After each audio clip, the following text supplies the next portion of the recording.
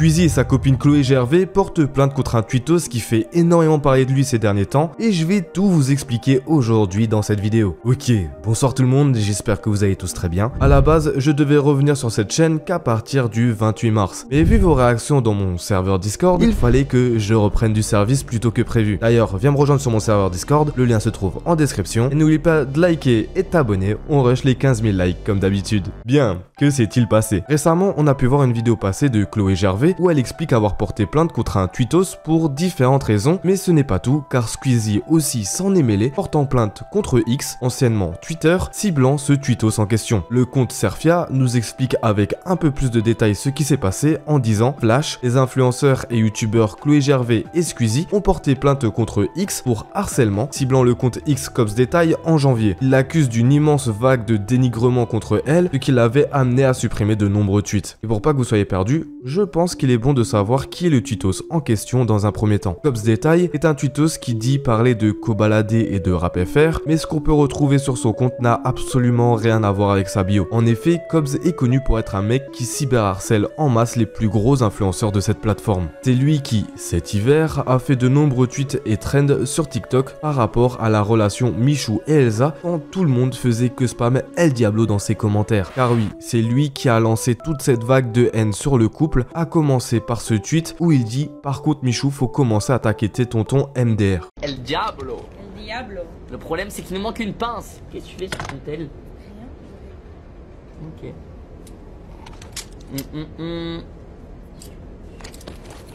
Shorty, on va l'améliorer, c'est la meilleure arme du jeu.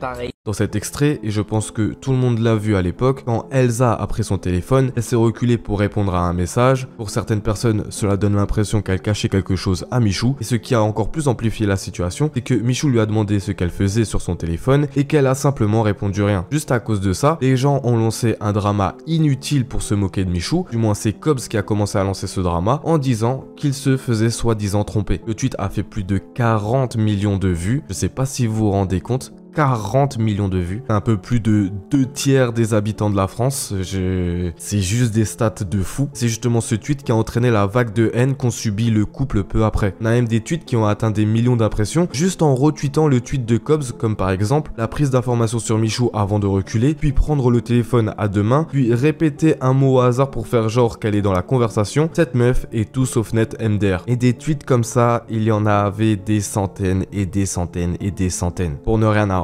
Cobbs a continué lui aussi de faire des tweets à leur sujet, comptabilisant plus de 10 millions de vues sur plusieurs tweets, accentuant encore plus le pressing sur Elsa. Et malheureusement, ce qui devait arriver arriva. Quand tu as un couple sur internet et que malheureusement ta copine ou ton copain se prend une pression monumentale par rapport à justement votre couple, eh bien la rupture n'est que très proche. Et c'est ce qui s'est passé. Ce drama a beaucoup joué sur la rupture du couple.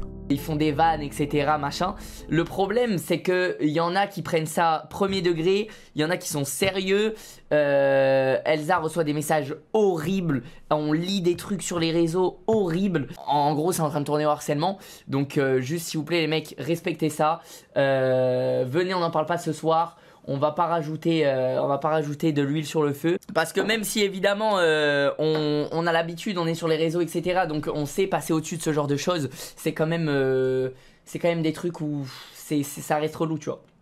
Ça reste relou. T'as lu Insta? Non, pas encore. Pas encore. Il y a des moments où on ramonait, etc.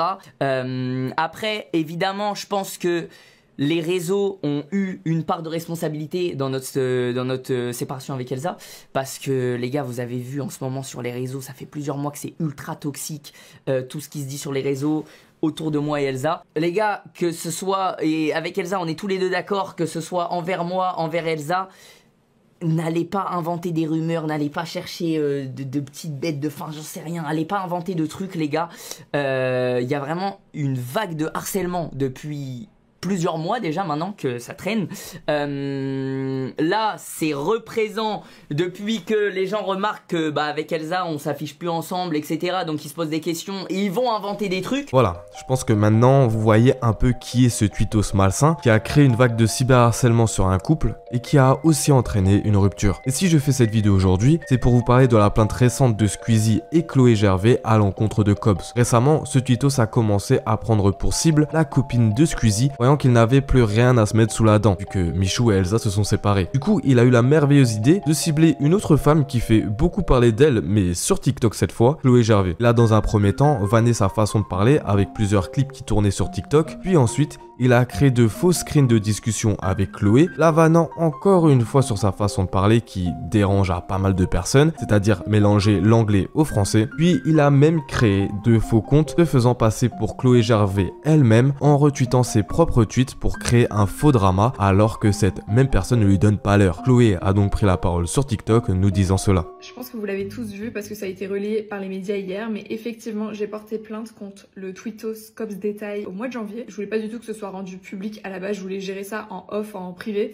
Mais quelqu'un au parquet ou un policier a leak l'info, donc bref, il y a eu la presse qui en a parlé, et du coup j'aimerais quand même apporter quelques précisions. Cops Détail a lui-même réagi en tweetant « Je ne savais pas que donner son avis était répréhensible, et pour le coup, Cops, je suis d'accord avec toi, donner son avis n'est pas répréhensible. Quand t'es une personnalité publique, tu dois accepter que les gens puissent te critiquer ou critiquer ton contenu, même si parfois ça fait mal, c'est le jeu. Le problème c'est que ce que tu fais n'est absolument pas donner son avis, c'est bien plus sournois et bien plus orchestré. Donner son avis, ce n'est pas mentir ouvertement en publiant des faux screens de DM comme tu le fais ici. Donner son avis, ce n'est pas usurper l'identité de tes victimes en créant des faux comptes Twitter pour répondre à tes propres tweets haineux à leur égard dans le but de générer encore plus de haine. Donner son avis, ce n'est pas détourner mes propos en remontant des extraits pour forcer une certaine interprétation des gens et inciter à la haine. Donner son avis, ce n'est pas demander à toute ta communauté de t'envoyer des informations sur moi, qu'elles soient vraies ou fausses, pour alimenter le pressing, comme tu dis. Donner son avis, ce n'est pas non plus leak les informations personnelles de quelqu'un d'autre qui a le même pseudo que toi pour qu'il reçoive les plaintes de tes victimes et la foudre des internautes et donc en subir des conséquences à ta place. Bref, voilà, tout ce que je viens de vous montrer, ce n'est qu'une petite partie des agissements de Cops Détail et je pense qu'on est loin de quelqu'un qui donne tout simplement son avis. Et quand on vous parle d'harcèlement, c'est ça dont on parle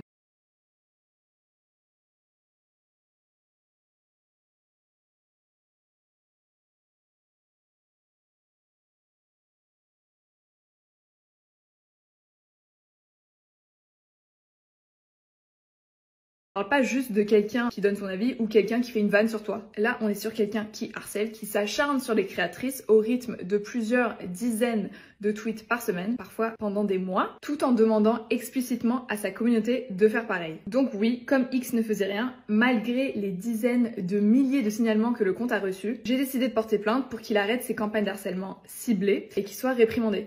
Et c'est là qu'on se rend compte qu'en fait cette personne est juste malsain à la mort et qu'il ne cherche que du buzz et ce par n'importe quel moyen. Voyant que ses tweets sur Chloé Gervais n'ont pas eu un aussi gros impact qu'avec la trend El Diablo sur Michou, il est jusqu'à aller créer de faux comptes usurpant l'identité de Chloé pour créer un drama. C'est comme si moi demain je faisais une vidéo sur Squeezie et que pour créer un drama et que ma vidéo ait de l'impact, je fais une fausse vidéo pareille à de Squeezie répondant à ma vidéo. C'est juste une folie de faire ça et Chloé et Squeezie ont totalement raison de porter plainte contre cette personne. Je sais pas si on se rend compte du malade mental que c'est de créer des faux screens, tout ça pour mettre dans la merde une personne qui n'a absolument rien demandé. Et le pire, c'est de créer des faux comptes derrière, car il est en manque de buzz, en manque d'impact, et qu'il faut qu'une personne réponde à son tweet pour que ça ait enfin de l'impact. Alors ce mec est un gros malade mental. Et en dehors du fait qu'il soit en tort parce qu'il a usurpé l'identité d'une personne publique, ce mec est juste un fouteur de merde et un cyberharceleur. J'ai l'impression qu'il vise les couples des réseaux sociaux pour les pousser à se séparer à cause d'un pressing qu'il a lui-même créé sur ce couple. Il a réussi à le faire une fois avec Michou et Elsa, et là j'ai bien l'impression qu'il veut le refaire mais avec Squeezie et Chloé. Mais même en sachant cela, des personnes continuent à le soutenir en retweetant des tweets où Chloé Gervais apparaît en la descendant. Pas mal de tweets ont fait surface il y a peu, commençant à lyncher publiquement Chloé Gervais alors qu'elle n'a encore une fois rien demandé. Et ça va encore plus loin, car Cobbs a créé une cagnotte pour soi-disant payer ses frais d'avocat et des personnes